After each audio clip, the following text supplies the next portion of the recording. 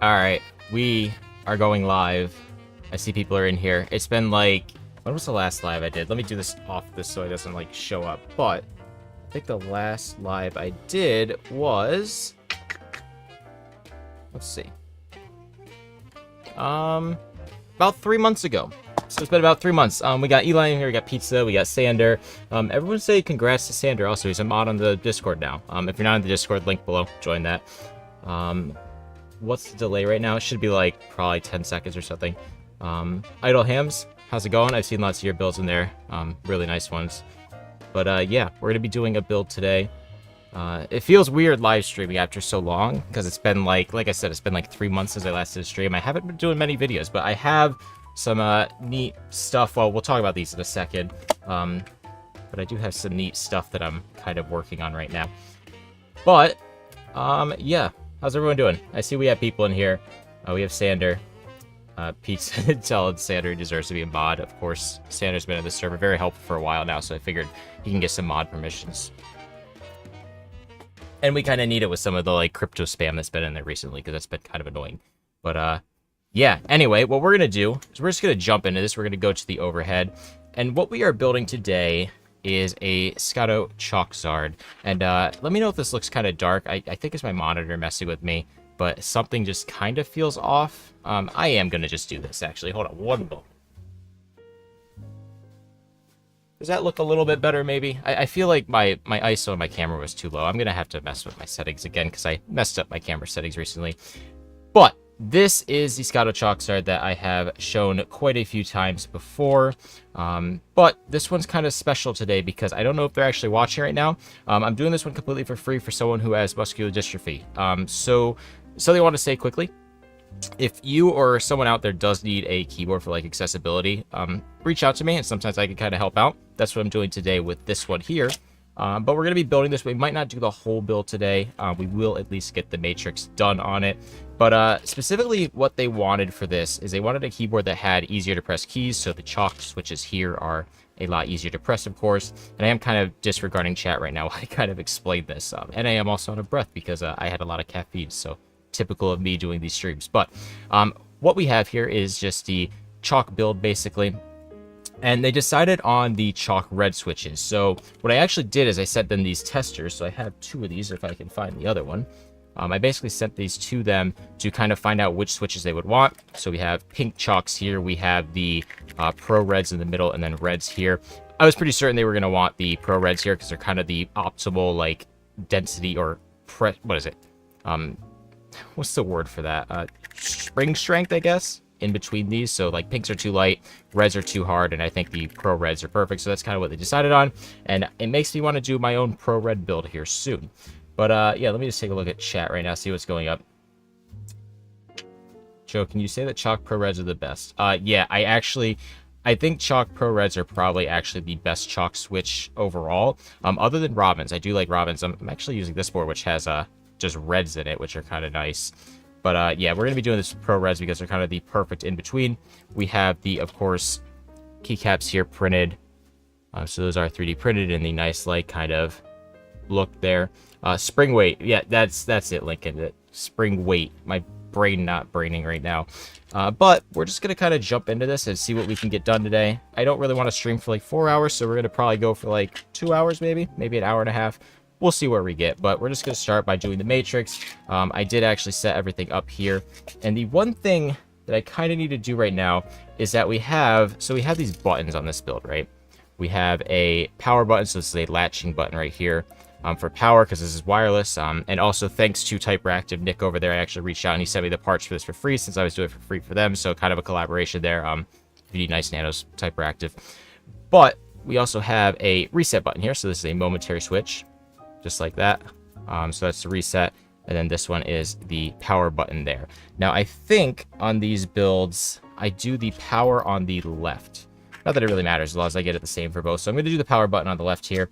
But we have to kind of start with that. And I need to find something to put these keycaps in. And not lose them everywhere. Let's put these in here for now. And I should probably reach out to them, ask if they want the weights in. I'm going to actually reach out to them really quick here.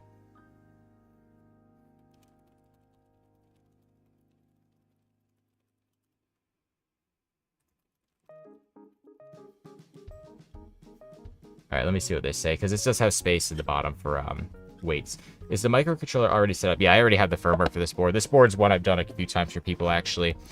It's a nice build. I enjoy this one. I still have my own copy upstairs. I just haven't used it in a while. What purple filament did you use for the case? It's something I got a long time... Oh, no, this is Elegoo. This is one I got a long time ago. One of the other... Not that one. This one. This light purple is like a matte PLA I got a long time ago. I don't remember the brand. But the pink and the purple is just Elegoo PLA. So that's... I enjoy that one. But we have to actually start off by doing these little power switches really quick. So let me grab some wire up here. And this is the most annoying part about this build, actually, is doing the wire for it. Because they're really, like, kind of hard to get in here. You'll see what I mean in a second. I should have probably, honestly, done this before the stream to kind of save some time, but it is what it is. So we'll just kind of do it right here. So, let me put this over... Man, I do not have enough space on my desk. I need to get, like, a secondary desk down here for stuff. Would those on-off switches be a problem for the client? I've got a similar one that is really heavy and hard to press because the fingers are thicker than the casing. Maybe. I'm not sure, although I don't think they'll be using them too much because, really, you could leave it on, it'll just use deep sleep. So the switch is really like a last resort if you ever need to kind of turn it off. But there's my nice twist in this, which makes this a little easier to deal with. Okay, let's do this. We'll strip these. House tour. Yeah, that's not happening anytime soon. Pizza. Maybe a studio tour eventually.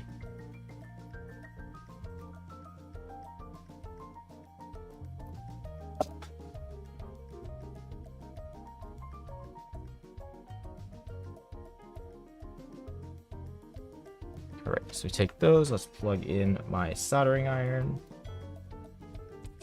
Get this cooking. Around 300C. I'm going to try to use my little blob of solder here first to get this going. Alright. Let me actually do this.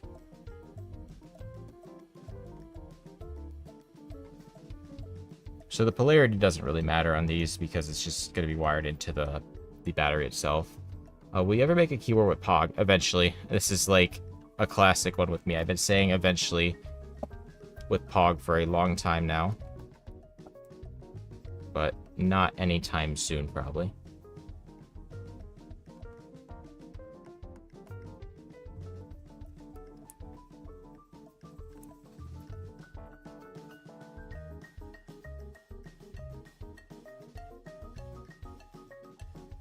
So just wrap that on there, kind of like that. And we will just solder it in place. Try not to drop my pliers over there.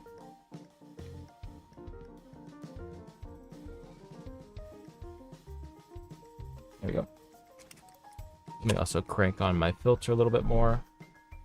Go.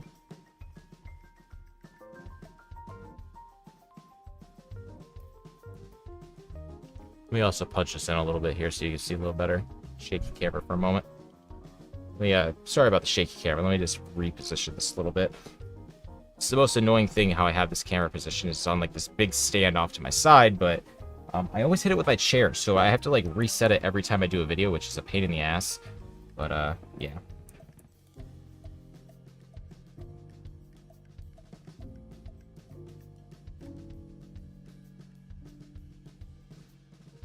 Yeah, honestly, these are the worst part about this build, is these switches are just kind of annoying to deal with. Which normally on wireless builds, I don't actually add switches to it, because I don't really find them needed with, like, the power features in ZMK, which I know Eli was asking about that. I don't really do anything fancy with it. I just have, like, the deep sleep after, like, I think it's 15 minutes, it goes into sleep mode, and that's basically all I do. There's those. Twist that up a little bit.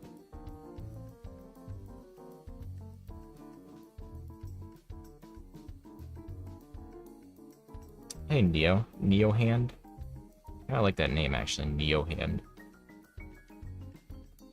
Alright. So now this is what I was talking about. That's a pain in the ass of this build. So, see, we have this here. What we have to do is we kind of take the nut thing. We put it in here, and then we have to, like, shake it and get it positioned. which you probably can't see much of this. It's a real pain in the ass. I really should have made it a little bit bigger. But eventually you can get that to kind of sit in there. I need a tweezer.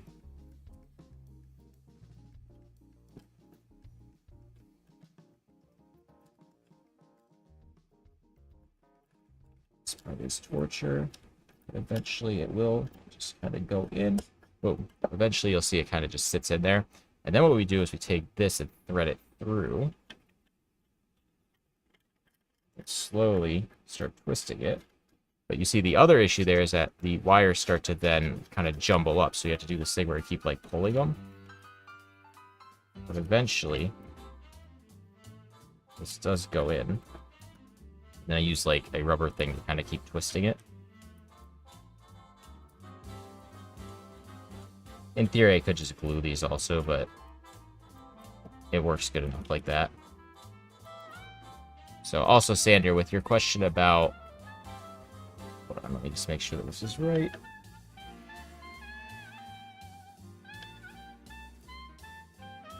I make sure those wires aren't kind of jumbled incorrectly.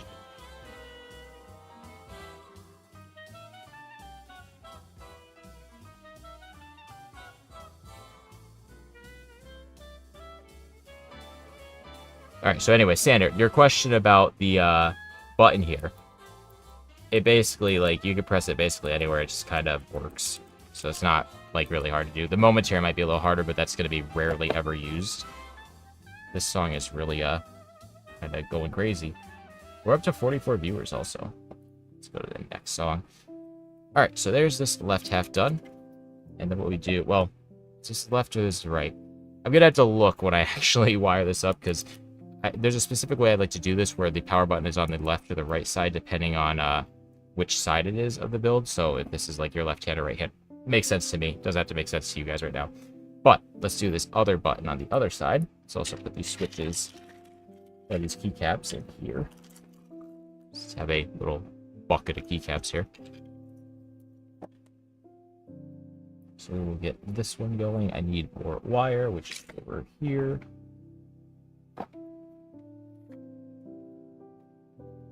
Honestly, I could probably just actually use, yeah, yes, I don't need to grab more.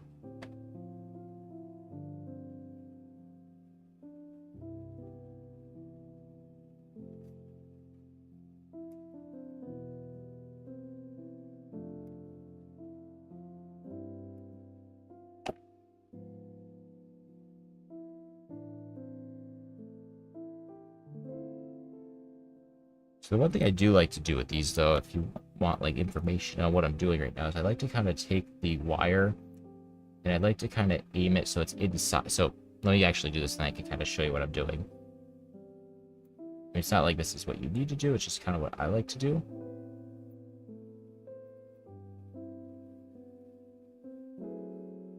So if you see that there, what I kind of do is wrap it, and you can see the wire ends up on the inside instead of the outside of the post. Just kind of works a little better, I think. It always fights me too, these. Get that like that, and then we can solder that into place.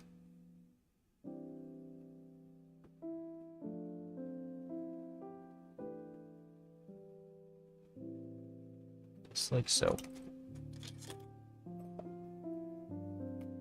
This song gives Minecraft vibes? A little bit, I guess. More Christmassy, in my opinion.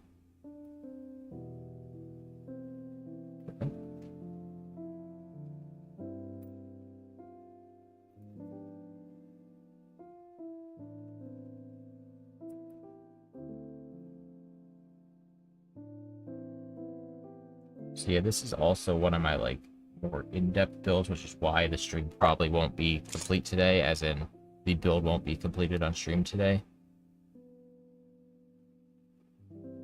Because it is two halves, it has all this annoying stuff with the little switches here. So I'll either finish it up on another stream or just finish it up off stream. Depends on how I'm feeling, honestly. But I will at least probably get the matrix fully wired today and get this part all set up. Like that. Instead of using heat shrink to insulate wires, I just 3D print covers because I don't have heat shrink available. Interested to see how that works. Drop it in my Discord if you have like a picture of that. Maybe you did already, I just missed it, but I love the heat shrink method. I find it quick compared to the traditional method of like using insulated wire or even like enamel wire.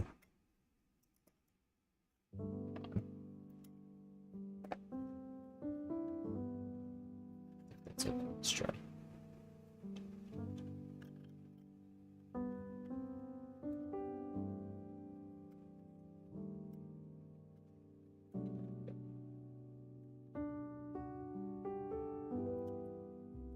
This one's gonna be a pain. This one's fighting me. I can feel it. Let's set it there. It goes. Maybe? Is it doing what I want it to? This is the only part about this build that I like hate. It's this part. I honestly probably should have like redesigned them at one point to make them a little easier to get in, but what? It's fine.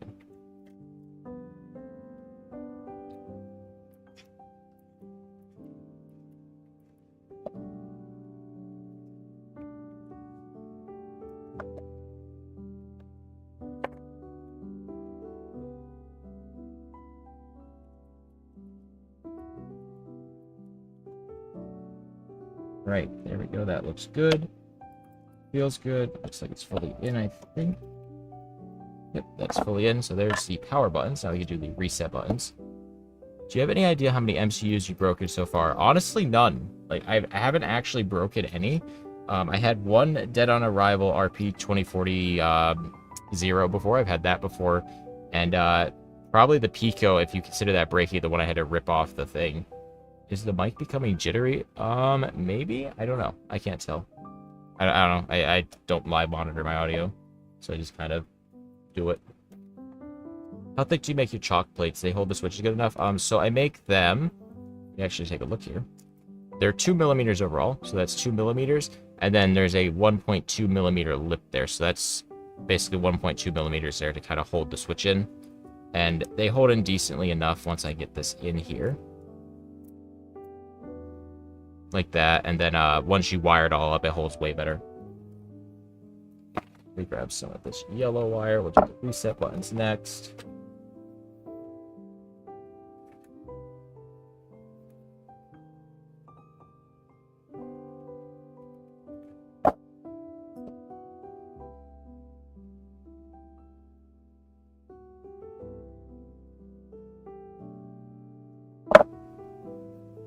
We all remember the transplant on the Pico.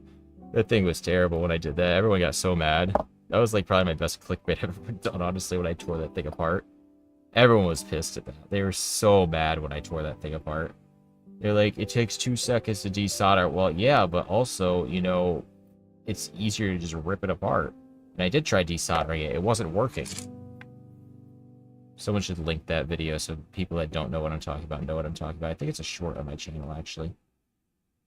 Pretty sure. But people hated that. They hated it so much. So mad at that. Like, I mean, like, people were just so mad at, like, my $4 Pi Pico that I shredded. Like, okay. Like, it's $4. People get so opinionated on the internet. It's insane. Over stuff that's not even theirs. It's like, okay.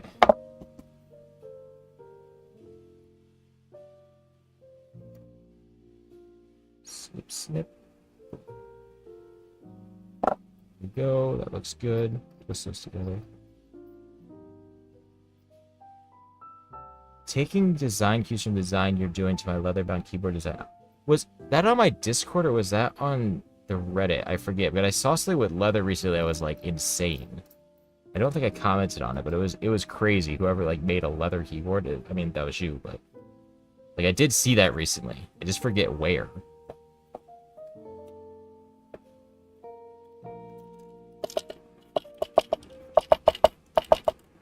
Come on. Balance.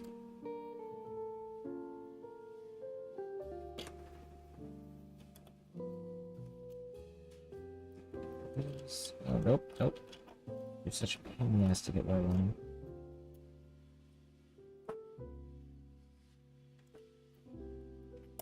There we go. Perfect. Okay.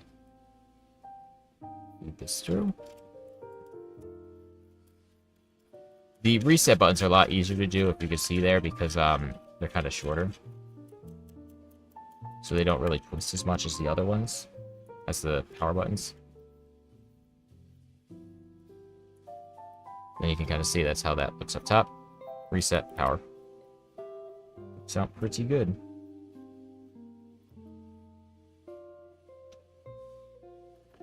Let's do the other one now. And I'm going to need another piece of yellow. Just a short one.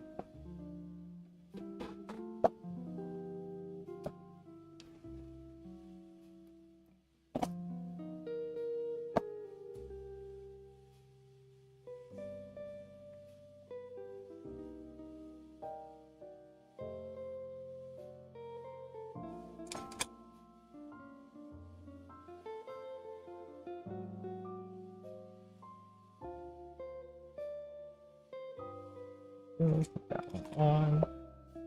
Yep. Bam. Okay. Next one. Joe, you ever make a PS2 keyboard? Probably not. I have no idea what I would even do with that. I mean, maybe I could use the old connectors for something, actually. Do like a split board. That'd be an option.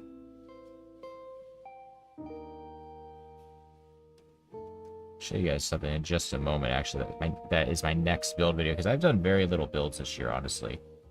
Just been kind of not doing many, and I'm trying to do some more. I have another on the bench behind me, but specifically have one in a moment. Solder this first. Flip it off. So specifically, the next build I want to do is I have this one all printed and ready. So you can see that there. It's a small layout, so it'll do like a lot of combos. But also, I did the fuzzy skin there, which looks really nice. And then I did fuzzy skin on the keycaps, which feel kind of good. So that's going to be a fun little build I'm going to do. And I think it will get a lot of views because, like, it's the 4x3 layout. So, you know, there's not, like, much there. And then I have the custom keycaps. We'll do a video on that one. There'll be a video. How will you type on that? I will type on it. That is how. It's actually not that bad. So, actually, let me just explain real quick. So, like, I have this one here. Maybe I can kind of pull this one here. So, like, D is here, right? But we're obviously sitting here, which is just equating to that. So, if I press these two here, that will give me D. If I press these, it will give me B. Press these, it will give me G. And then the same on the other side. So, basically, just a lot of combos. It's weird, but it's actually not that slow. I can get, like, 30 to 40 words per minute on it. So, it's actually, like, usable, which is kind of crazy that it's actually usable. But, yeah, there will be a video on that one, though.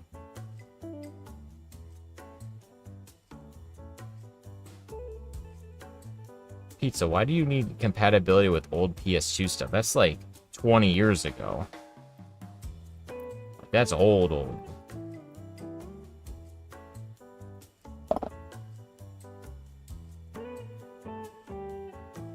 Any chance of getting tinted versions of my keycaps?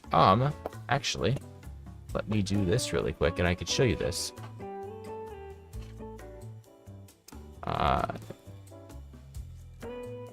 This one that switches. Are we on my screen now? Yeah.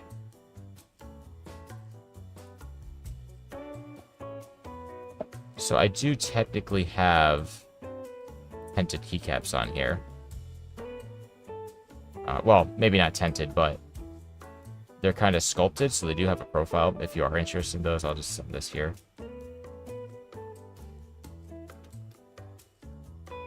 So if you do want to see those. But yeah, we'll just switch back in a moment to this.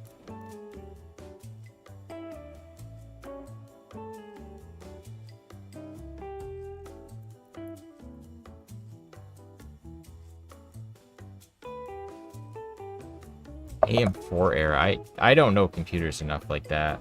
Well, the hardware side, really. Is that, like, old or is that newer?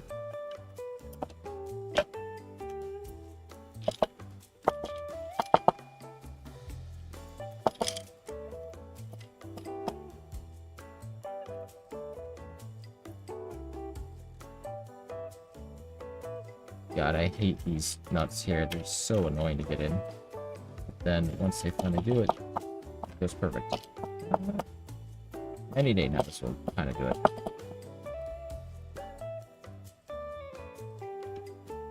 There we go. Perfect. Got it. Okay.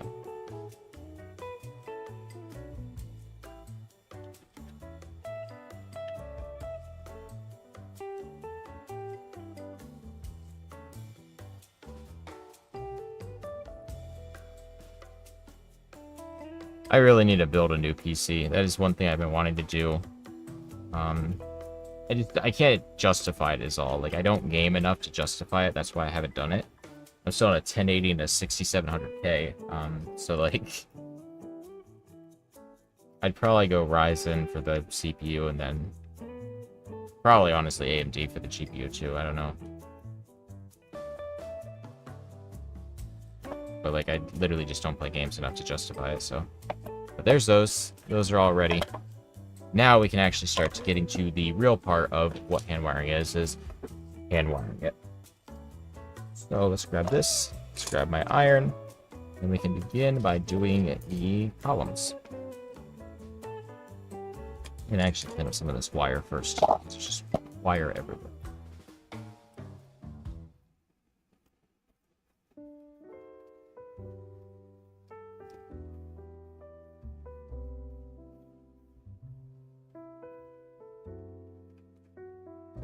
I don't know, what I've done recently, actually, that was kind of crazy, is I've gamed on my... I got an M4 Mac Mini, or M4 Pro Mac Mini a few months back. My old MacBook was kind of dying, and they released Cyberpunk on it. I'm, like, actually kind of impressed. It plays at, like, a lock 60 FPS at 1080. I mean, it plays decently. Like, impressively so.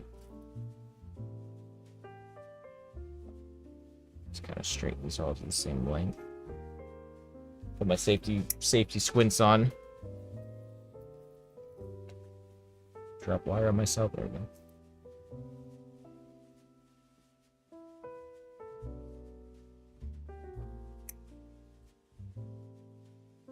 Maybe too short. We'll find out. Yeah, let's start doing these. Safety squints behind glasses. Well, it can hit in the side still, so, you know. Safety squints on top of safety glasses is the way to go.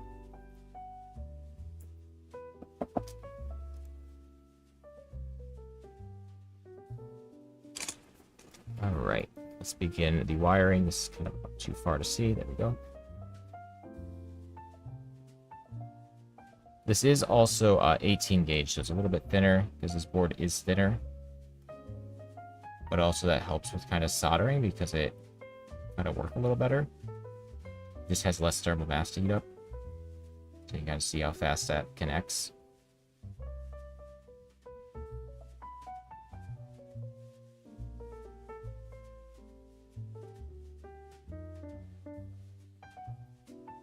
Bam. Easy. Perfect.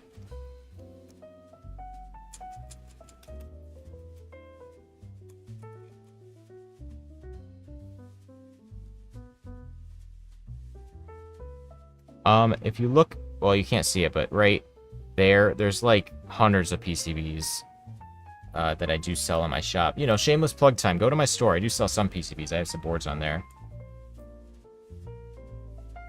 That's linked down below, probably. I do, like, whenever I want to do a product to sell, I'll do it as a PCB, typically. I'll do commission, like, hand-wired builds, too, because most of my designs are hand-wired, but anything I want to sell, really, it needs to pretty much be a PCB. That's what it needs to be. You can't really just sell hand-wired boards like that. You can sell hand-wired kits with, like, all the parts you need, but most people that want to just buy a board are gonna want a PCB, you know?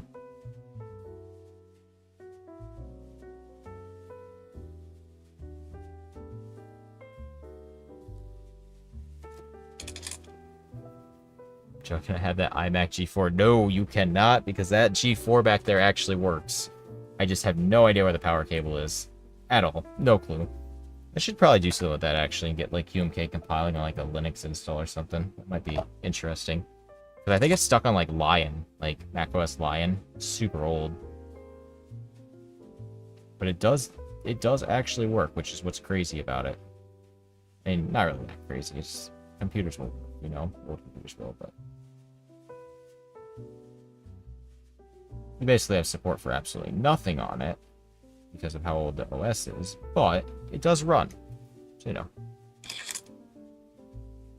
I tried doing handwire commission. I agree it's not worth it. I don't know. I do handwire commissions for people. Like I mentioned at the beginning, I'm doing this one for free because of the use case of the board. But I do handwire commissions for people, and because I'm so fast at it at this point, I don't mind it as much, but I do also charge enough to justify doing it. Like, I don't do handwire commissions for $100, you know? Like, I charge a pretty decent amount for them because of the time involved.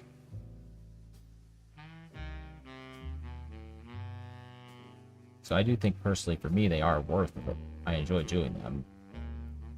But, they're not cheap, so.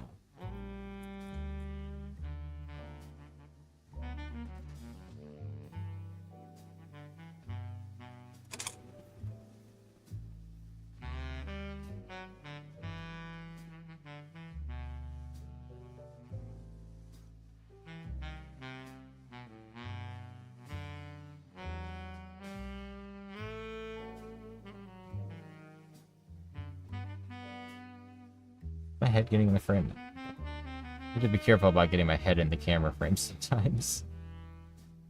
Sometimes that just happens. It's like, oh look, it's the headshot of my head.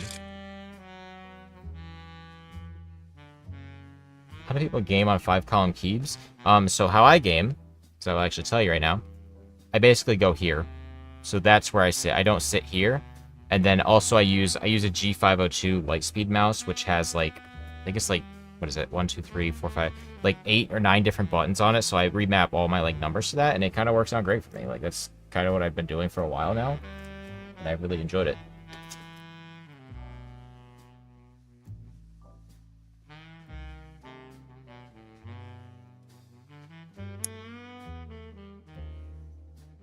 I really need the shift and control. Well, I rebind Z to shift, basically.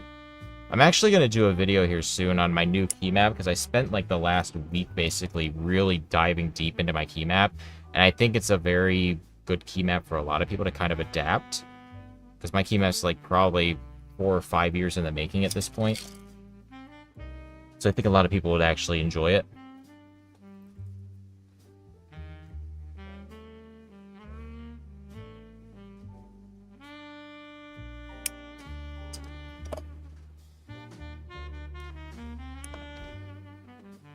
Okay, let's get these on to the next half in a moment. Let's do this one first, actually.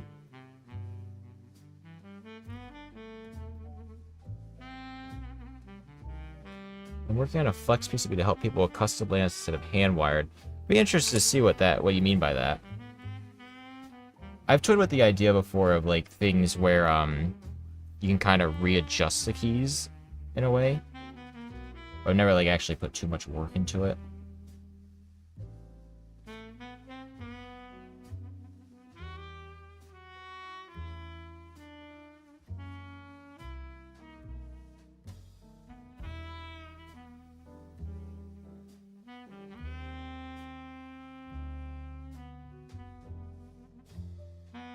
Right, there's this half with the columns done. I'd be interested in that key map video. I really mounted it personally after the Scotto flag completed. Yeah, basically, I mean, it basically supports 3x5 and 3x6, and it should be pretty adaptable. So yeah, I will probably be doing that. I don't know when, but eventually, as per usual with my stuff, is eventually I'll be doing it, you know. But no, I think it'd be really useful. If you go and look at the Scotto 34 hand-wired key map on my Discord right now, or my GitHub, you'll be able to actually see the key map is all on there. But it has like a lot of, so it has combos for stuff like this too. So I kind of am adapting my key map to fit like different layouts and like keep the muscle memory the same. But I think I've kind of come up with a key map that's very adaptable to really anything you can need.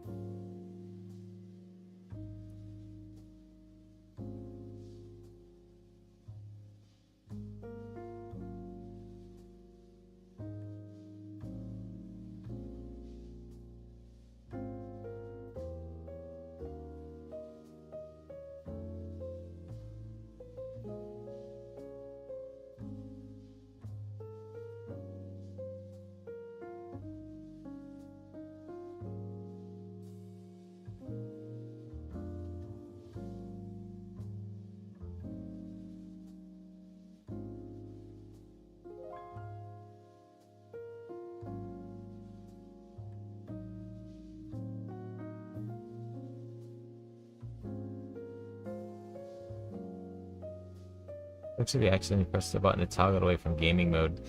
So that's actually something else I thought about on this board, on my key map, is that I have gaming modes and QWERTY modes also. So you can basically choose if you want Colmac or QWERTY on it, and kind of just pick whatever you want. And it's also stored at the EEPROM, so when you rebuild or restart the board, it will remember that, which is kind of cool.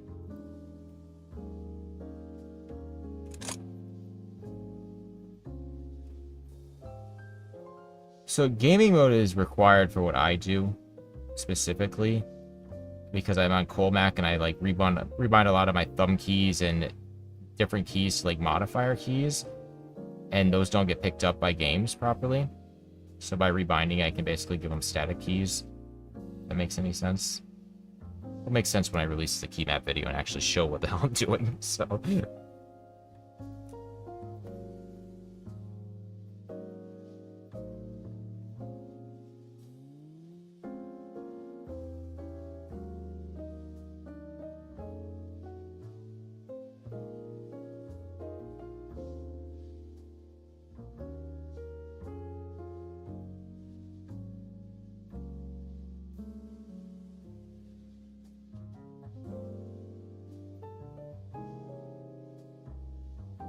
hi, Philip. Philip Manikowski. I think I got that right. How's it going? Haven't seen you around here before, so welcome to the stream. It's kind of crazy every time I do a stream, too. It's like, there's always new people that show up, which I really like. It's always kind of cool.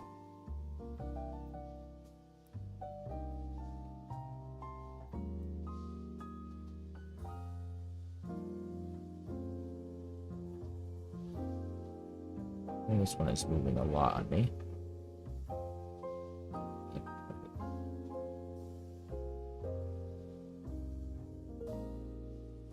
Perfect. One last one.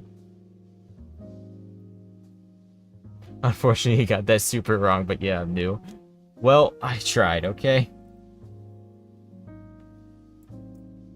I tried. I attempted. Sometimes you attempt and fail, other times you attempt and succeed. This was one of the attempts and fails, I guess.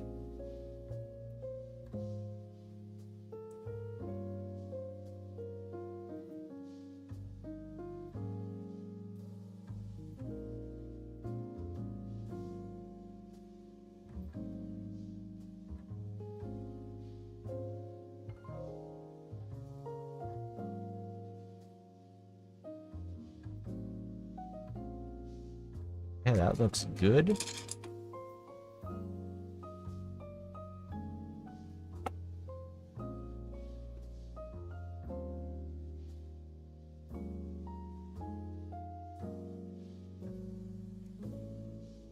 Joe, any opinions on iPhone 17 and Air? The Air is an interesting one. I think it's just a fucking like tech flex. But the iPhone 17 Pro, I'm probably going to be upgrading to because I use my iPhone as my actual face camera on my videos, and it has good video features. But the Air is just kind of stupid. It's just a tech flex. It's yeah. My nose hurts watching those fumes. Well, don't be in pain. I have a filter off here that sucks them away. So like, look. Watch where the fumes go. They just suck away to the right over there, as you can see. So I'm not breathing those at all. We're good. But okay, we do have now. This looks good. We can start with diodes now. I do have them pre-coiled here. Of course, with my diode coiler here. Link on the repo and the website if you want one. But yeah, that allows me to get these nice little coils of these right there, which looks nice. iPhone 17 Pro looks ugly in your opinion? I don't know. I kind of like the look of it. I do like the look of it. I don't think it's bad. I do like orange, though. I have an orange case for my iPad mini that I like. But I do also like... right now I have a 16 Pro. I do like that color on it. The natural titanium. So, I do kind of think this design is maybe a little bit better with the titanium, but... like, I do like how that looks. But I do like the orange, too. The orange is nice. I'm not gonna, like, knock it. I don't think it's bad, but... I find it kind of weird, or kind of a little funny how they did ditch titanium so fast. But it is... I mean, I don't know exactly the truth behind it, but I'm pretty sure it is true that aluminum does dissipate heat quicker, and the current phone I have does heat up really bad. So that's a big reason they did switch to aluminum, which is nice. And it also is lighter because of that. I think, maybe? I don't know. I just know that the phone is something I will probably be getting because I'm a tech dweeb and I also use it for my videos. And I pretty much upgrade every year. Consumerism, you know?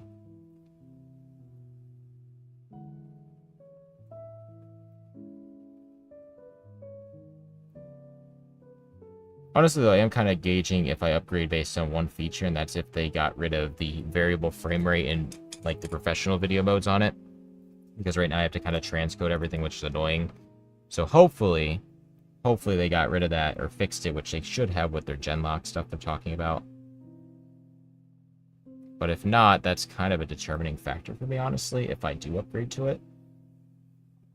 Because if it's the same where I still have to transcode, then it's like, okay, that's kind of not worth it.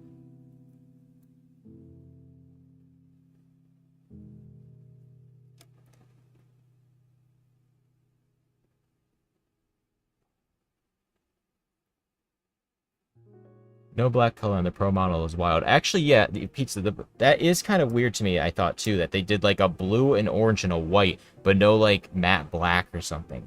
That one I did think was weird, because, like, pretty much always their devices, especially their Pro models, do have, like, a black option.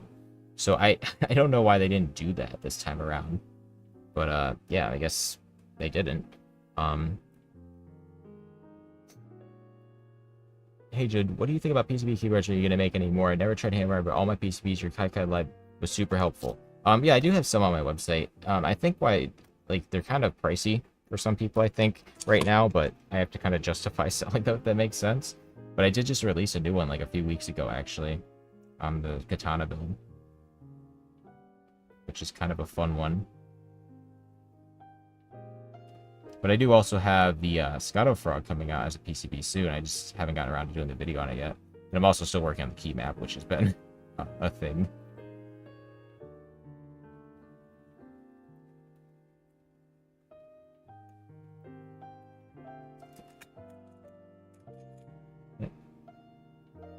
Matte black will probably come as later as a unique color like purple in the past. Yeah, that's actually true. They probably will. They normally do a either a spring refresh in the beginning of the next year, pretty much, with a like new color to sell more models again, or liquidate stock maybe of like their materials they have. I don't actually know how that works necessarily with the whole like production run of them. They probably start producing like months before the phones actually come out. They have to, I would assume. Joe, do you only print cases in PLA? Yeah, pretty much always only in PLA. It works fine. Like, I don't see any need to do anything else. I have done them in PETG once or twice, but PLA works fine. I do want to mess with like some of the glass filled and carbon fiber filaments, just because I want to, and they look really nice. But also, there's kind of like some dangers with the carbon fiber ones I've seen, where they like shed off carbon fiber particles into your skin, and I'm like, that doesn't sound fun, so I haven't really touched them too much. Sander going to walk his dog. Enjoy the walk of the dog, Sander.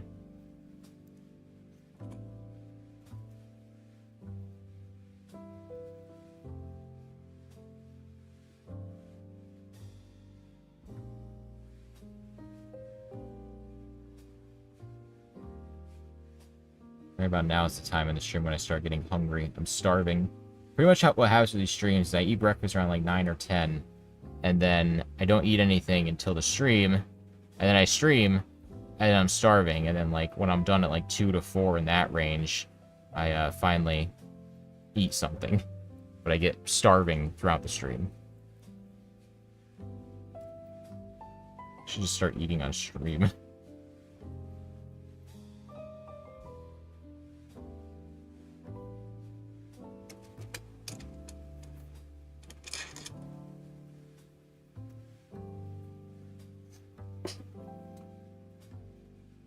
What do you use for your software of choice, and can you add RGB to Handwiring keyboards? You can add RGB to them. Specifically, what I would recommend with that is getting like an RGB strip and not trying to do per key RGB, because it's just a lot.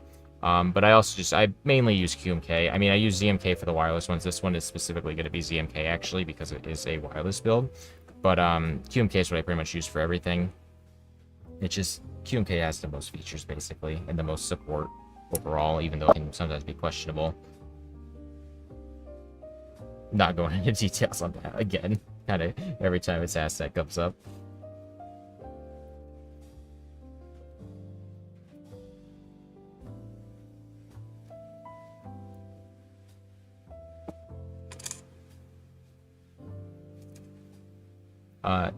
Pizza Joe, I know a project that should put Mac Mini and an iMac G4 with screen support. Yeah, I saw that. However, I have three 27-inch 4Ks, so that's why I have not done that. But I have considered picking up a second Mac Mini to replace the studio computer, because right now I'm on a B-Link mini PC. It works fine, but just I like Mac more, and if I had that down here, it'd make my life a little easier on certain aspects. And also, I could probably do like code tutorials easier if I wanted to, which I don't really want to, but if I did want to, I could do that. Because Mac is just better for code stuff.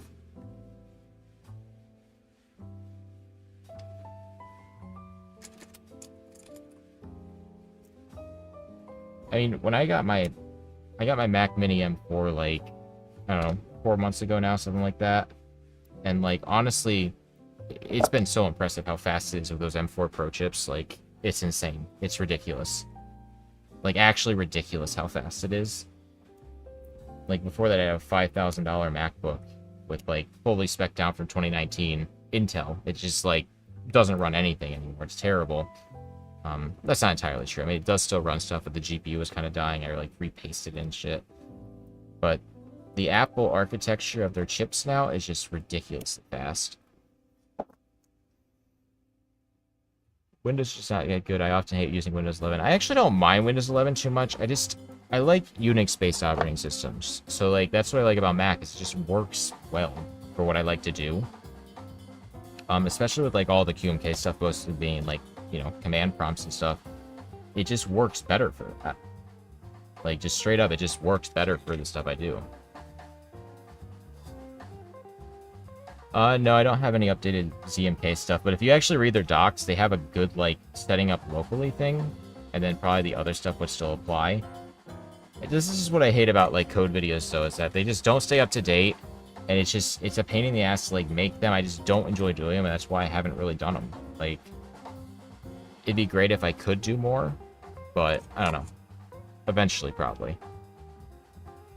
Because, like, with QMK, it's not just the coding aspect of it, it's also the setup aspect. Like, you have to set up your instance in order to be able to compile it, and, you know, that's a whole other set of, like, skills you need. Like, I do think beginners can do it, but it's not like they can just kind of jump in and do it. You need to have some other knowledge into it. And then people get mad at me in the comments when I say, hey, I expect you to have an understanding of, you know, how to install stuff on a command line. And they're like, what do you mean? This is a beginner video. So, I don't know. It always makes me mad when that happens. I'm like, okay, sure. Alright, I need heat shrink tubing. Where is my heat shrink?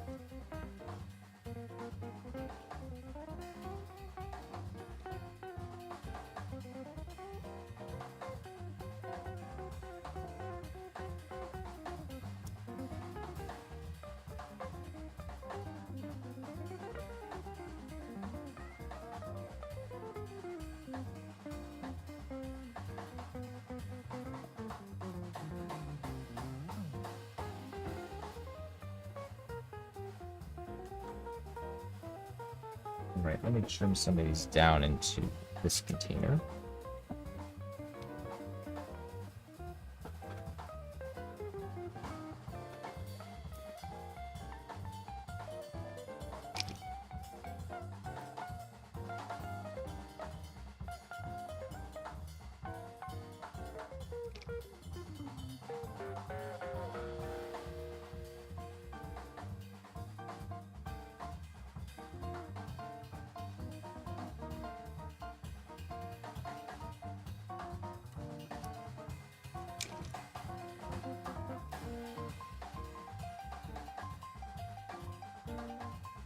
Yeah, I forgot about that. That Windows 10 is, like, actually losing support now, I guess, basically. Like, they're pushing Windows 11 on everyone, which is kind of, like, annoying, because I don't have any systems other than my mini PC down here that supports Windows 11. And all the, like, stuff they put in that require, like, all these things they require in order to support 11 is so annoying. So, like, my MacBook, I mean, it's on 10 right now. I have it boot camped. But to get Windows 11 on, it's like a pain in the ass because you have to, like, modify the registry and all that. It's just annoying. I mean, it did also just lose support. It was the last Intel MacBook supported, so it's lost. Next year, it won't have any more Mac OS support either. I think there are ways around that, but... yeah, it's basically dying for Windows 10. I feel no threat since I'm mainly on Linux. Yep. Found the Linux user. I say that completely jokingly. I don't mind Linux, but I just couldn't daily Linux for what I do, for the most part. I mean, maybe I could. I just don't feel like doing it, if that makes sense.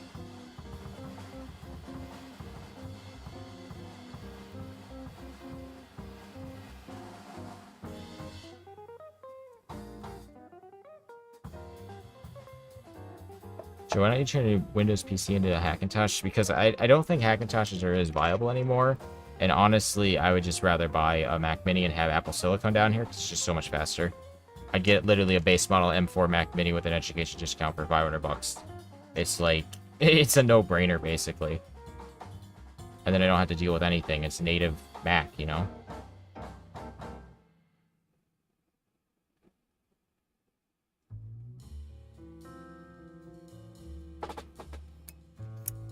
This is very close to my finger. Am I going to burn this here? I don't know. We'll find out.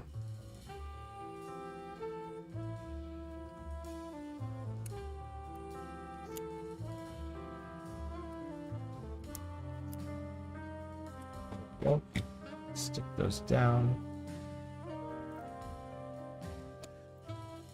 Mac chips are also great for running AI locally. Yeah, I ran one model on it locally just to test, and I got like, I think it was like 50 tokens a second. It was like actually insane. I was like, oh my god.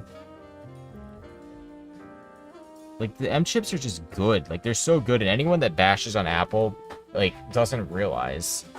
I mean, they're just so good. Is there an M4 Ultra? Is that a thing?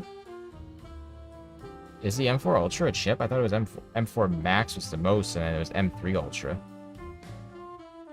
Basically, all they do with their Ultra chips, so it's just chain two of them together. I mean, it's insane.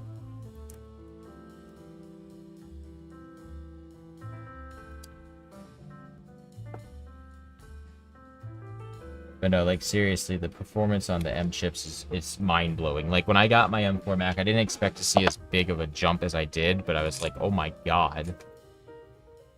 So... yeah, Pizza, I love my iPad. I've been running an M1 iPad Pro for the past, like, 4 years. I have no reason to, like, upgrade it either. Like, it's just so fast.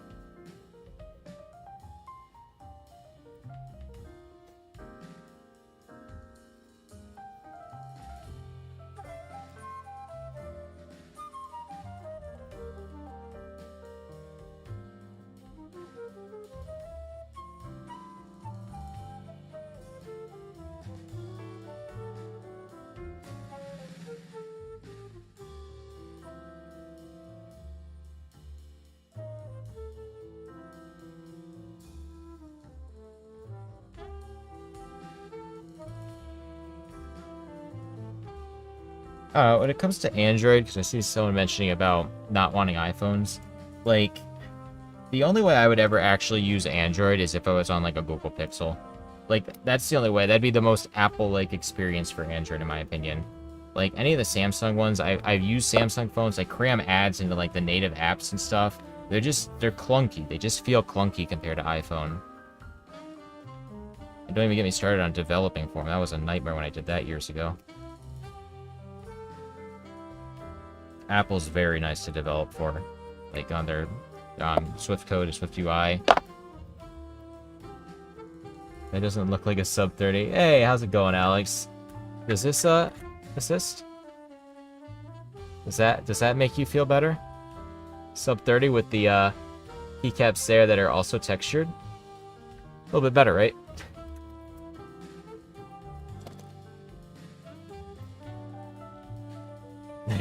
There we go.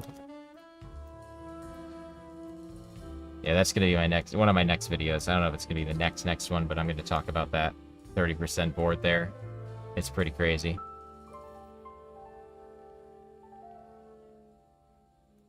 The layout's not bad either on that 30%. Like, the combos actually works kind of good and keeps my muscle memory mostly the same from my other boards. So that's what I kind of like about it. So I don't really have to change my muscle memory.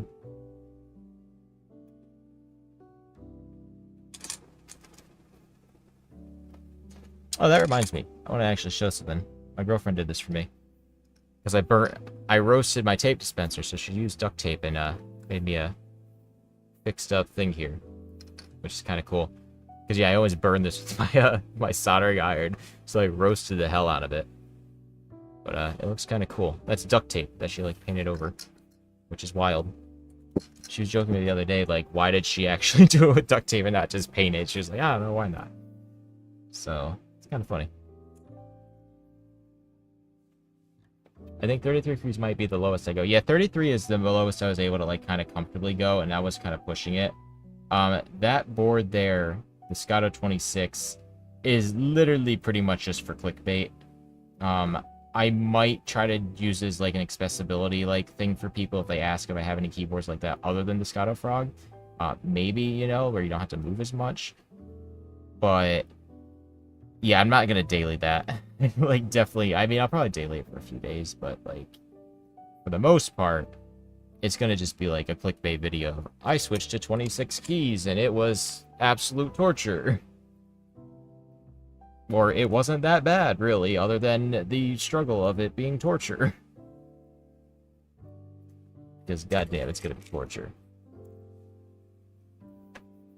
So basically, don't bash an Apple until you try their ecosystem and work with the Apple silicone-based computer. Pretty much, yeah, that's pretty much what I say, is if you're bashing Apple and have never used, like, a Apple silicone-based computer, and you're using it for the reason to get it. If you buy it, like, put it this way, if you buy a Mac or an Apple silicone-based computer and you're like, well, it can't play Cyberpunk. Well, you're a 12-year-old, right? Like, you're not going to buy an M4 Mac to play games. I mean, although you can play it on there, you're going to buy it for video editing, you're going to buy it for photo editing, you're going to buy it for code stuff, you know, and they're fantastic for that. Like, fantastic.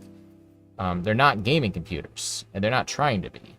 Like, that's where everyone always, like, pisses me off with it when everyone's like, oh, I'm a gamer and I can't play my AAA titles on a Mac, that's why I don't want one. Well, no shit. Go buy yourself a 4090 PC and have fun. Play every game you want. But come back when you want to actually get, like, work done, you know, professional creative work. I'm going off on a tangent right now, aren't I?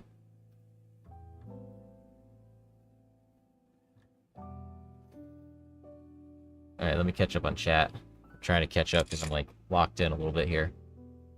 Oh, thank you for your videos. I had a problem with my hands because of my job and gaming habits. I make a custom 3D printed splint keyboard handwiring, and I can work without paying for a lot more. Awesome. That's the perfect reason for handwiring, is you can make a layout however you want. There we go. I just don't like how much of an entry fee just to get into the ecosystem. I would argue that it's not that terrible anymore. Like, my Mac Mini M4, or my M4 Mac Mini, M4 Pro Mac Mini, was $1,400.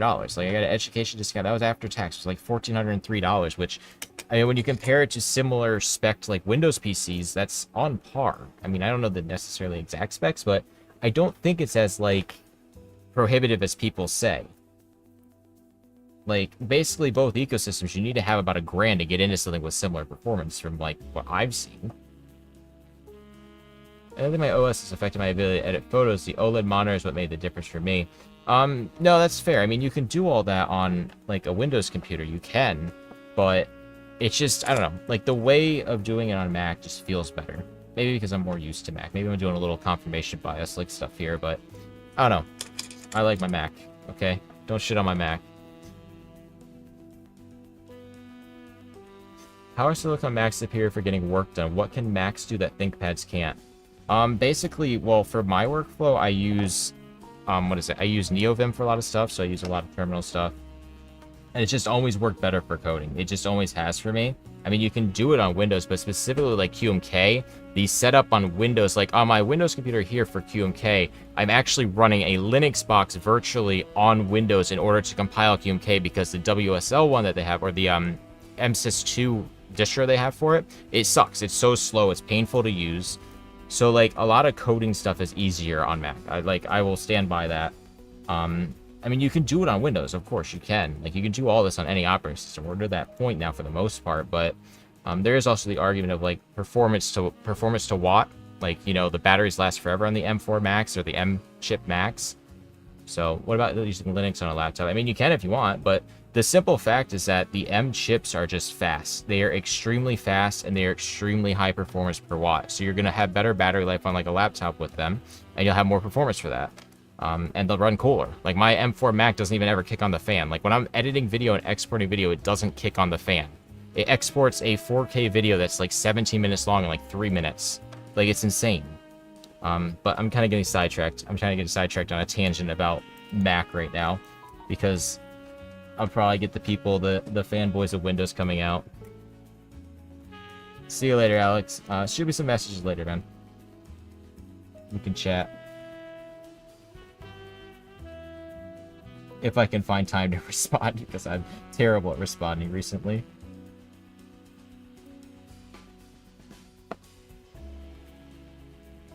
So a big reason I don't use Linux either is that I just don't want to deal with it. A big thing with me is that my time is very valuable, and, like, I don't want to deal with having to mess with Linux. Like, a Mac system just works. I load it up, it works. I get a new computer, I just sync it to my iCloud, and it has all my stuff on it, other than my programs. I mean, I just have to reinstall those.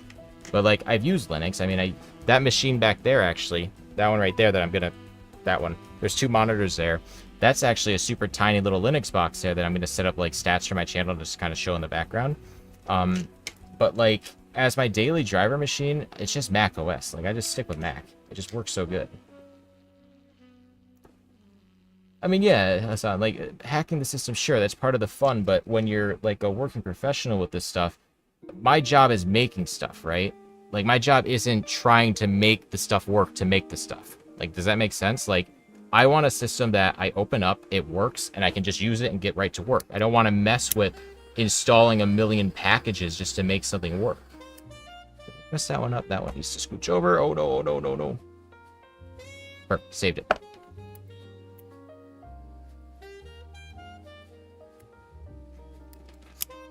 Like, that's not to say I haven't spent, like, you know, glitches getting out my shit now. I'm smoking like a true Mac user.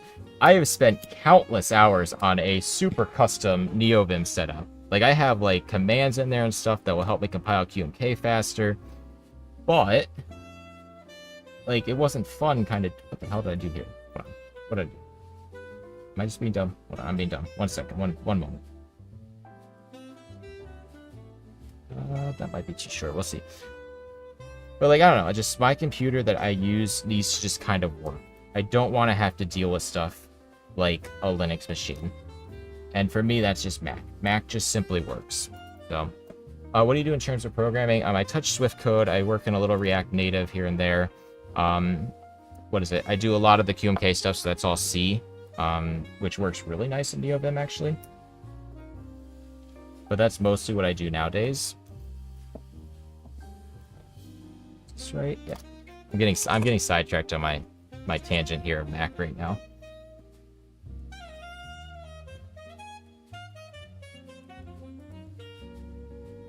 Okay, pizza.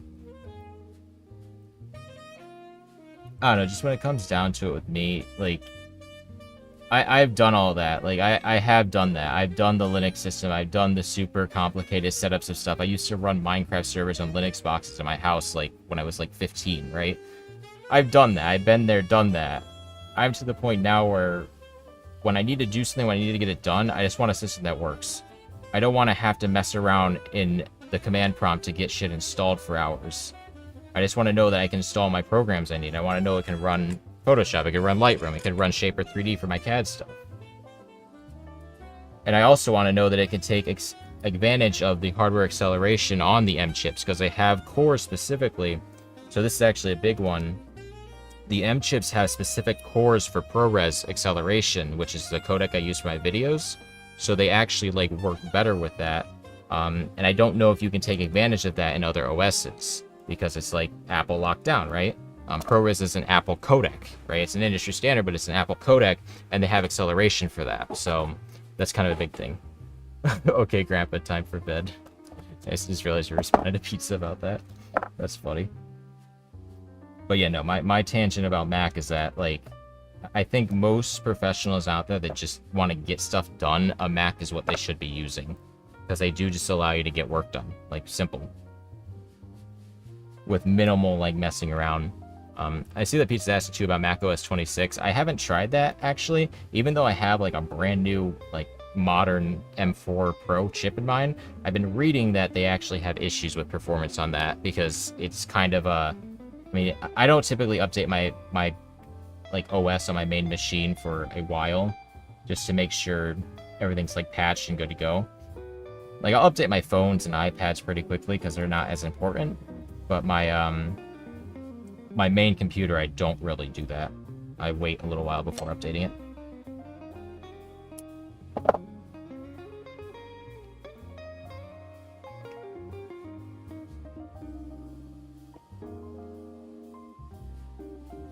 NVim is the way to go, but in my case, I can't use it to work due to corporate policy, so I have to use Windows plus VS Code. I'm so sorry you have to deal with that. Like, I switched to NVim probably like 4 months ago or so, and it has been the best switch I have ever done. I have my configuration so nice that I can literally hop on any machine and just pull my entire config down with a simple repo. It's beautiful what I have there. And I have so much custom tooling in it. Like, I can even pull on my Linux machine, so it's kind of like, you know, whatever I need it on, I can. In theory, I should actually pull it on my Linux box that I have on this PC down here, too. But, no, I love NVim. I really do. Like, I can fly through code in it. It's beautiful. And then I have, like, I have so much QMK tooling. So much. What's your recommendation for a 3D printer nowadays for a total noob when it comes to 3D printing? Honestly, a P1S or an A1. Like, honestly, just get one of the Bamboos. I mean, some people are probably gonna bash me. Oh, of course the Mac user would suggest that, right? But, no, like, honestly, they just work. Like I said, I like stuff that works. I've been there, done that with... I mean, you can see I have enders behind me. I've been there with tinkering on stuff, and it just... There comes a point where I just want to print shit, and the Bamboos handle it. I just hate the lack of upgradability on Macs, and the prices. I mean, that's fair. I mean, if you want something you can upgrade, sure, that's not for you, but, like, I buy a machine that does what I need when I need it, right? Like, my last Mac, I got 5-6 years out of it. It was really expensive, but the Mac I bought this time around was way cheaper than that one, just because that's how tech works. Over time, it goes down. But it's so fast. Like, what you're paying for, like, I would not say that it is overpriced for an M4 Pro Mac for $1,400. That is not... Like, that's not overpriced, I don't think, for what you're getting when you realize how fast that machine is. Like, when you actually use it day to day, it saves you time on so much stuff. I also like tinkering with electronics, so my Windows laptop and Ender 3 makes sense to me. Yeah, exactly. Like, if you like doing that, then that's fine, you know? Like, there's a distinction. Is, you know, if you want to tinker with stuff or have the ability to do that, that's fine. There's nothing against that. Like, I don't care. But I just want a machine for myself that works. Like, I've tinkered with Enders for years, you know? But I also run a business. I need to have a machine that I can come down and print on, right? Like, when I get an order for a case, I need to press print. It needs to print. It doesn't need to take hours of messing with it. Or, oh, the machine's not working now. Oh, it's clogged because Enders had that weird thing with their hot end where you had to have, like, the captive hot end mod, which I did to all mine, which it does work very well, but I like predictability, right? I can press print, and I know it's going to print 9 out of 10 times. So that's kind of a big thing with my Bamboo recommendation now, is that if you want to just print stuff, the Bamboo's the way to go. If you want to tinker with printing, if you want printing to be your hobby, then it would be the Enders, you know? Arguably, I would probably say one of the, like, Centauri Carbons, too, would maybe be the new, like, Ender to get into, because they are good, but there is more modability there, to an extent. So. Where do you search your parts, and where's the cheapest? On AliExpress, that's probably the best. I haven't actually done an order recently with Terrace, but the last time it wasn't bad. There wasn't really a big markup on anything. But AliExpress is pretty cheap. Is there a difference in typing sound of the Handwire keyboard and PCB version? Somewhat. Not really incredibly so. I mean, they really all kind of sound the same. I've done some really cool Handwired boards, so where I actually did do gasket mounts on them. And that helped quite a bit with the sound. It actually felt like really good also. Just make sure this looks good. That looks good. Okay. But Tinker and Karate Ender machines do give a good understanding of how a printer works, and it teaches patience, hopefully. I mean, yeah, that's fine, too. I do think, you know, they are all machines. The bamboos will also break down, right? Like, they will. But the bamboos do also have way better guides for when they do break down. So, like, a beginner would much easier, like, be able to fix a bamboo printer over, like, an Ender. Like I said, like, it comes down to what it is. If you want to make 3D printing a hobby, then yeah, you get one you can tinker on. But if you want to 3D print stuff, you know, if you want to just build keyboards with 3D printed parts, I don't think you want an Ender. Like, I don't think that's what you'd want. I think you'd want a bamboo where you can just print your case you designed and get to building your keyboard. So. Alright, I'm going to go learn Onshape. Look into Shaper 3D, honestly. I mean, if you have an education like card, you can get it for free, too. I like that one because it's easy, but if you want to do Onshape, some people swear by it. I hate Fusion, if you want. Fusion 360, I mean, it's really good for the cam stuff, but, I don't know, it just runs so slow on, like, every machine. It's just painful to use.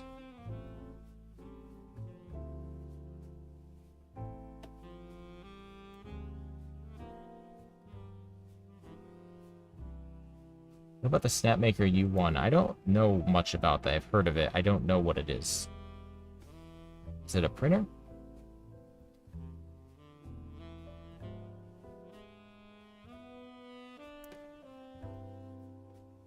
I'm also not familiar with Onshape enough to, like, make a call on it. I just know that Shaper 3D is what I've used for, like, literally 8 years now or so.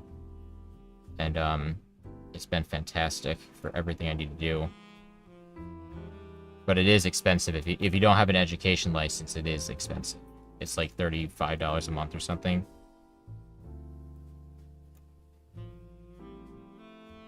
But most people can get it with an education discount. Will you ever make a revised 3D case making tutorial? Shaper 3D has changed a lot UI-wise. I mean, the concepts are still the same, but that still kind of falls into, like, how I feel about code videos. There's only so much I can teach on those, you know? Like, a lot of it just kind of comes down to experience. As much as I hate to kind of say that, is the more you do, the more you learn. Like, you learn where screw placement would be good. You learn, you know, layouts that would be good. You learn ways to kind of design your case so it would work good. Like, I pretty much have mine down to a science at this point of how I design my cases. But, hey, where could I buy just a specific number of black transparent smoked keycaps? I'm probably AliExpress. Probably. Sometimes it's hard to find keycaps on AliExpress, actually. Did Bamboo Labs ever end up locking down the firmware, whatever the drama was about? They pretty much just made it Bamboo Studio only from what I've pretty much done. I just kind of switched over to that. It hasn't been bad. I still disagree with that they made it complicated. I also haven't kept up to date on it enough either. I just kind of use the software and print with my profiles that work great, that are basically just stock. There we go. But they did do some annoying stuff with the firmware, unfortunately. Which was big drama in the printing community for a while there. And rightfully so, because, like, I'm fine with printers being proprietary for hardware to some extent. Like, that's fine as long as the hardware works really good. But don't lock down the software. Let me use whatever the hell I want to print. Don't claim security when it's not actually security issues. But whatever, it still works fine, so I'm not really complaining.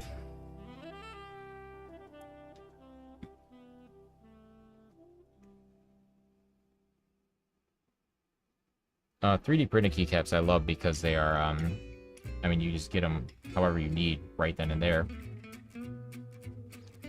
I pretty much only use 3D printed keycaps at this point.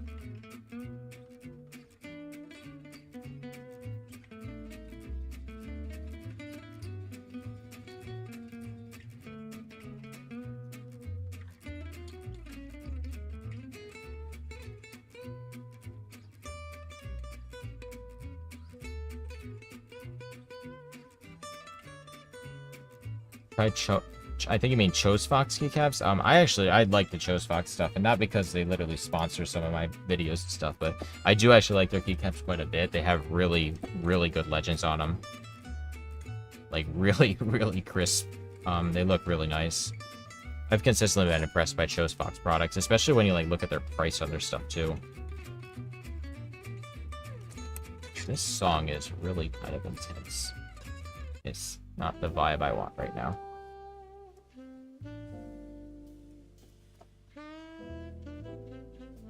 Have you ever hand-wired a keyboard with hot swap sockets? I think that would make me more likely to give it a try. No, I know people have done it.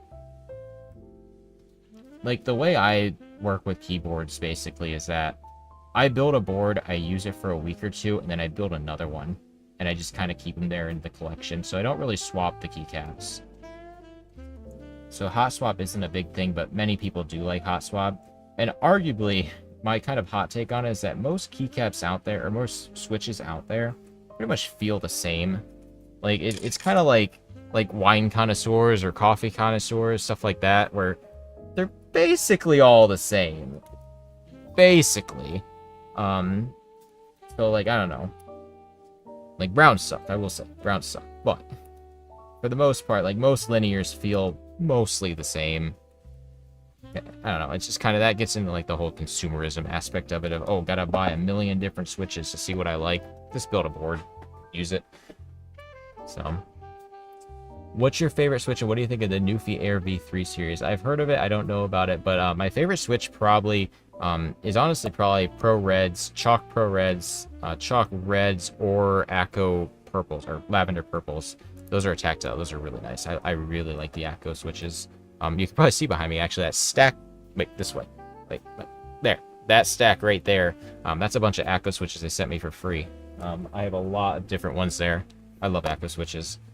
So I reach out to them every, like, couple months, and they send me switches when I ask them to, which is nice of them. But it's very helpful with how many builds I do.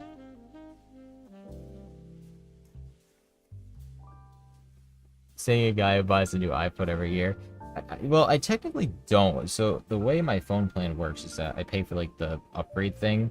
So basically I can pay, like, a portion of what the phone costs and just keep it on the monthly bill. So, I mean, yeah, it still costs money, but, like, this year I could get the new phone for, like, 200 bucks, basically. Like, that's all it would pretty much cost me. So it's not, like, that crazy. It's not like I'm dropping $1,400 on a new phone every year. And then because I pay the monthly thing on it, it just kind of rolls over each year. So I can just keep doing that. Which is the way I think you should do phones a lot of the time, is like every 2-3 years you get a new one. That's kind of what I think. Because they do go bad. They do.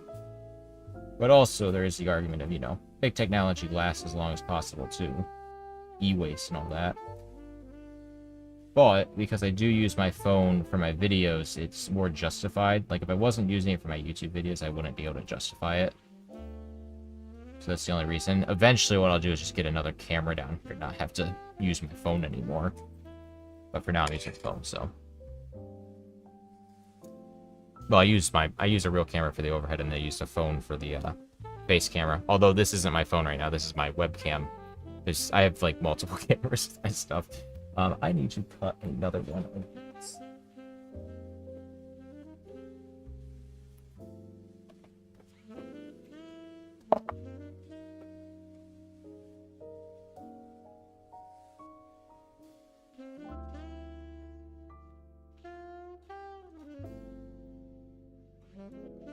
I found super cheap switches and bought 400 for less than a regular set of 70 switches. After some light lubing, they sound just like what I want, so I think I'm set for life. Yeah, so basically, that's actually kind of funny you say that, is that, well, I mean, it's kind of related. Recently, one of those Amazon, like, liquidation stores opened up near me, and I've been checking it out, and, like, the way they work is weird, but basically the most you'll pay for anything typically is, like, $15, unless they, like, specifically mark it. So I actually found a bunch of keyboards in there the other day for, like, 15 bucks. It goes down each day, but the longer you wait, there's more chance someone will actually buy it, so you kind of get it when you want it, if you could, like, want it. But I've been looking there because even if the keyboards are broken, like Amazon returned broken, you could pop the switches out of them and still use them. So if I found, like, a board, like a 60% with cherry switches, that's worth way more than 15 bucks, because cherry switches aren't cheap, right? So that's kind of what I've been doing recently, trying to find some old or some returned keyboards there that I could actually disassemble and use in my boards. The last time I went there was a Red Dragon board with some Red Dragon switches. It would have been worth it for, like, 10 bucks, but 15 bucks was a little high. I was like, not really worth it. But, yeah, that's kind of what I'm doing.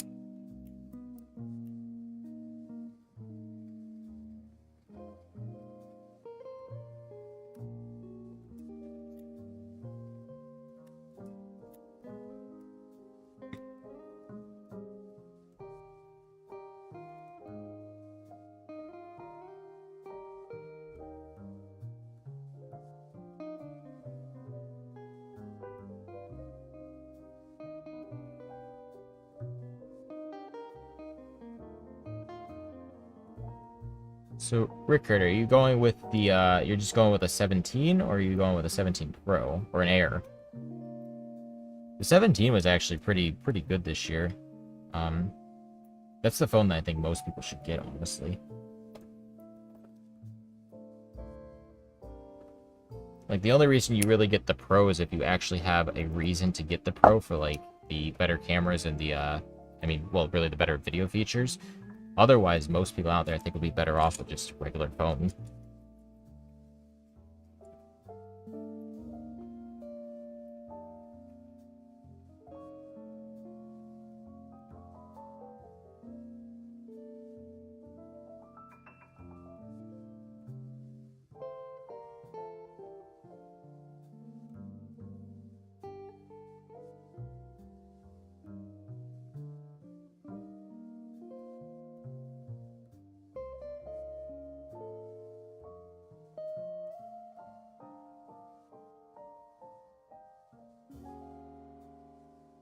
Well, I think pizza, the 17 or the 13 mini or whatever, I mean, the reason they stopped selling is it just didn't sell well. I think it's going to be the same case with the Air. I think the Air is not going to sell well either. Like, people don't want a thinner phone. Like, they really don't. Like, give me a phone thicker, you know, give me a centimeter thick phone that has a massive battery in it. I don't care. That's fine. Most of the time, my phone's not even in my pocket.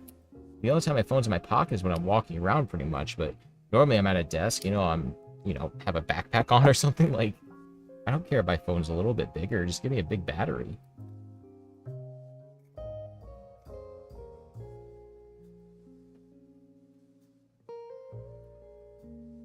Yeah, no, the base model I really think is the way to go for pretty much everyone out there for the most part.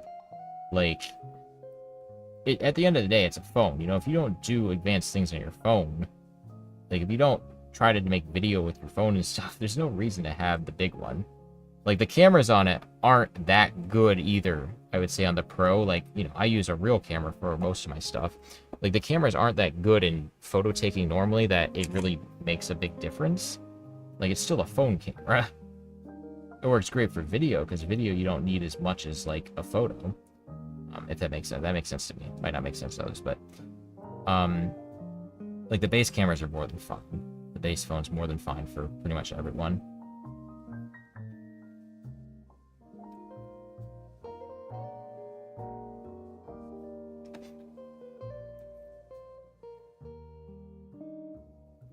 I would argue, though, that the Pro phone does have features that actually do warrant the Pro name. They actually do now. Like, it shoots ProRes RAW, which is crazy on a phone. I mean, it's not actually that crazy. It is a small sensor, so it's not, like, that insane, but...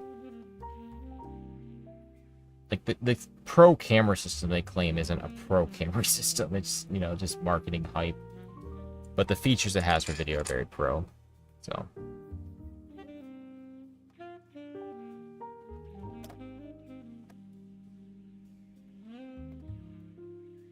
yeah, we are getting close to finishing up the matrix here.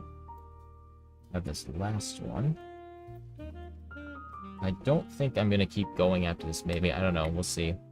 How I feel, because I'm getting very hungry. Ultra. My cat deserves 48 megapixels. So that's the thing. The 48 megapixels on it, because the sensor's so damn small, it's not really... I mean, it is 48 megapixels, but the quality's not there for 48 megapixels. It's such a small sensor. Like, the big thing with the 48 megapixels is that it can do, I believe it's called pixel binning, where it can create a 12 megapixel image by combining 4 of the pixels. So, you know, 48 divided by 4, 12. So you can actually get optical quality zoom by zooming it in on there, but really you're not. It's kind of complicated physics things there when it comes to lenses, but basically your 4x lens can become an 8x because it's cropping into the sensor 4 times. Which is, you know, my camera here does that. Right now, this is literally doing that. So if I punch out, that right there is the full sensor, and then right now what it's doing is using the center of the sensor to crop in a 4K image. Like, that's been a thing for a while with actual cameras. Do you have a full-time job? Technically this. Keyboard would...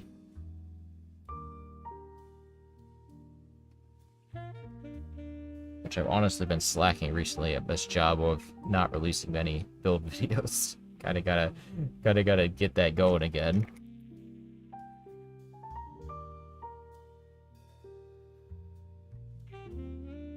Have you ever tried a keyboard with electrocapacitive switches?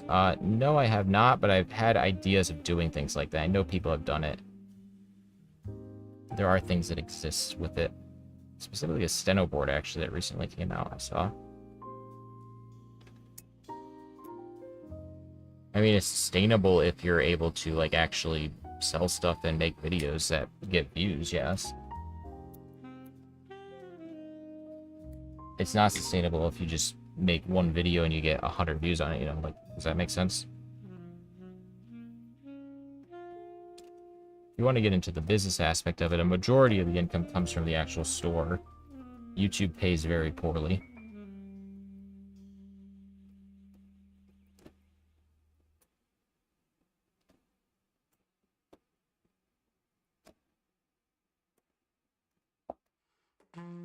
Specifically, ad revenue pays very poorly.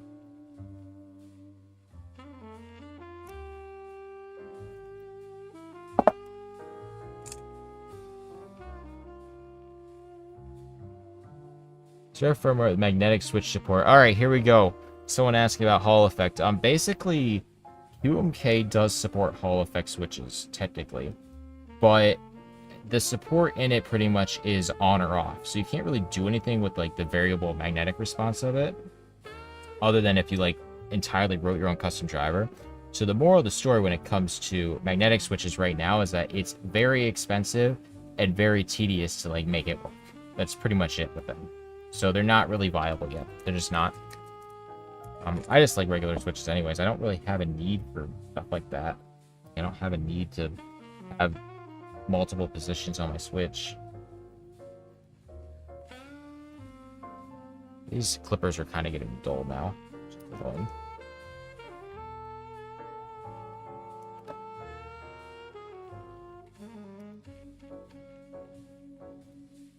Right, there is that. They're both sides wired up. That's why all Hall effect keyboards have their own solver. Yeah, pretty much. That's pretty much why. It's just not easy to kind of make it work with anything right now. So those two halves, those look pretty good. I've been going for an hour and 30 minutes now, and I am actually starving. A bunch of notifications right now.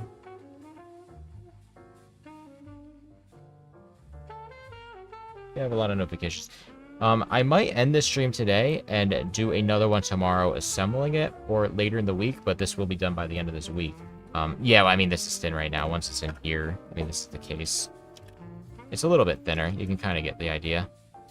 Kind of like that. But yeah, glitches still have to go eat. I am starving. I think I am going to end the stream here because I just have to wire this up, but we can probably do that tomorrow. I can see someone getting used to use in shallow press and deep press outputting different keys. I mean, yeah, maybe. That could honestly, the magnetic thing could be kind of useful for like this board here, where if I maybe press it shallow, it's an H instead of having to do the combo. But I don't know. It's kind of one of those things where I don't really look too deep into the Hall effect stuff right now. But with that, I am probably going to end this stream here. I'm sure some people probably have some more questions before we end it. If you haven't joined my Discord, there is a link down below. Yeah, so it's going to be janky. I mean, maybe, I don't know. Let me see my Discord. Let me see, did we get more members today? Because we always do when we do these streams. Yep, we got a bunch of people joining. Discord's popping off. Join it down below. Join the Discord. We post stuff in there, and you know when I'm actually going live. Beautiful build so far. Let's just call you out right here. Beautiful build so far. So far, beautiful build right there. But yeah. I don't know how to say your name, but just join while you're joining right at the end. You'll be able to see the replay. I'm probably going to try to go live again tomorrow and finish this up. I just have to wire it now, basically, so I just have to wire that into the actual case. One thing with this board that's kind of important, actually, is that I have to make sure I don't burn this case. And knock on wood. I think that's real wood there. Because if I do, I have to deal with putting these switches in again, which is a pain in the ass to get these in. So I really don't want to. And I also have to find out from them if they want me to add the weights to it or not. Because I don't know if they did. But yeah, anyway, I am starving. I am so hungry right now. So I'm going to head out. Join my Discord if you haven't, link down below.